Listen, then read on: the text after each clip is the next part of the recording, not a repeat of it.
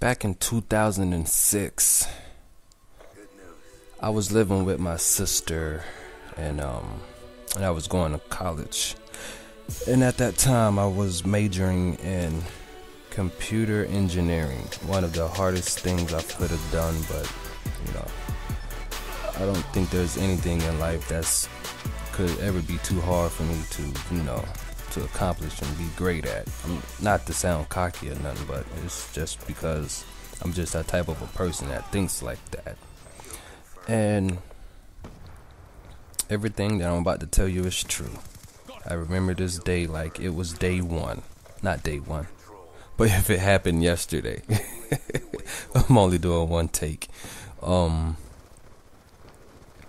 yeah, I was like I said, I was staying with my sister, and I was enrolled in college, and trying to live that I guess you can say that college life of where you could do whatever you want to. You live wild and free.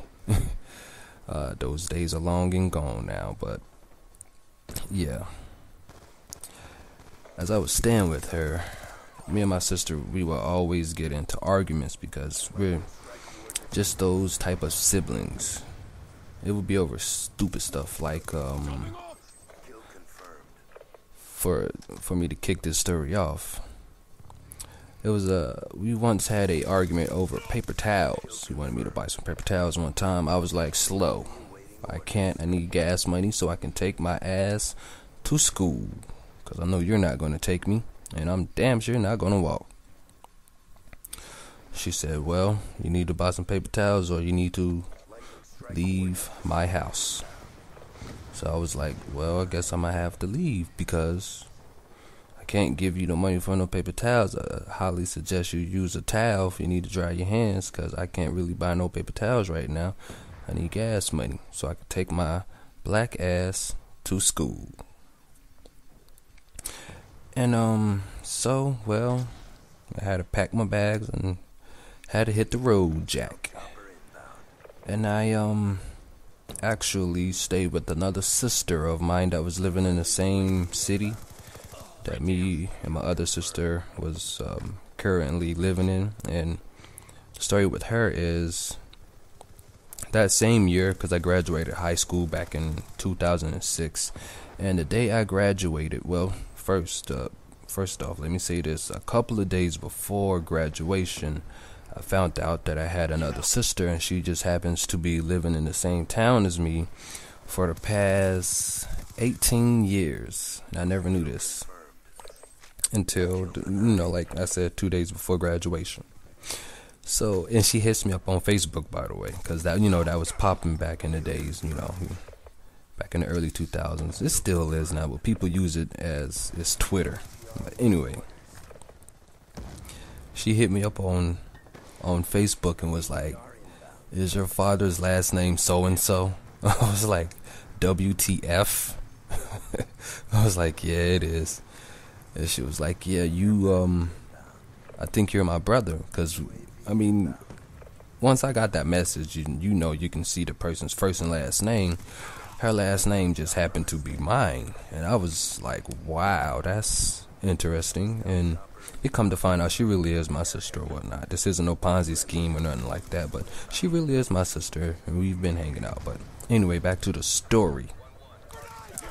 My sister kicks me out, and I go and stay with my other sister that I just learned that she was my sister. Just found out they had a long lost sibling.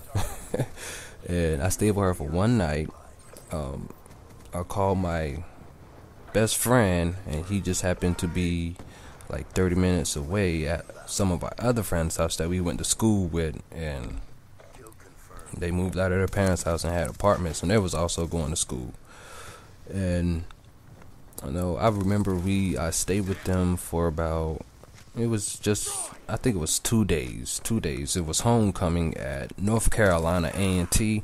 I don't know if some of my viewers ever went there before or ever heard of that school, but it's a HBCU, which stands for a Historical Black College University.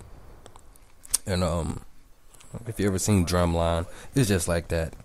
It's nothing different. But yeah, we was at the homecoming and whatnot, and We had a ball. It was women everywhere. It was beer, drinks, all of the good stuff. For to ruin a teenager's chance of succeeding. Just all the bad stuff, but it was good. All the good bad stuff was out there, and a fight breaks out, of course. So we all go home. We chill, and then the next day we do the same thing. We go to little homecoming parties. So for this time, we go to a strip club, and that was actually my first time ever been to a strip club before. So I really didn't know how to act. I was just like looking at all the women, because it wasn't, I guess you can call it a titty bar. These women were actually fully naked. It was like they're going to pay their college tuition at this job. Like, yeah. But it was my first time, and I remember I get my first lap dance, and the woman was she was flawless. She was beautiful, and she was whispering in my ear. I knew what she was trying to do. She was trying to get more cash, but slow for you too, sweetheart. I'm not giving you any more. I'm only paying for one lap dance only. So once you're finished, get off. And she was like, yeah. I actually fell in love with her. She told me she was going to meet me at the end whenever the joint closes and whatnot. She told me to meet her up front, and I went up front, and she was never up front. She really thought she was going to get some money, and I really thought I was going to get a girlfriend. And I never saw that guy when I went around that corner. I never saw him in the game. It was just crazy because I was really trying to get that nuclear medal, and they really didn't want to give it to me. So, but it's alright. It is fine and dandy. But anyway, yeah, I went to the strip club, and sister kicked me out and all of that stuff. So, I mean, that really, I was upset but happy at the same time, because I learned when you go through trials and tribulations, there's always something that you can learn. But this is the end, people. Peace out.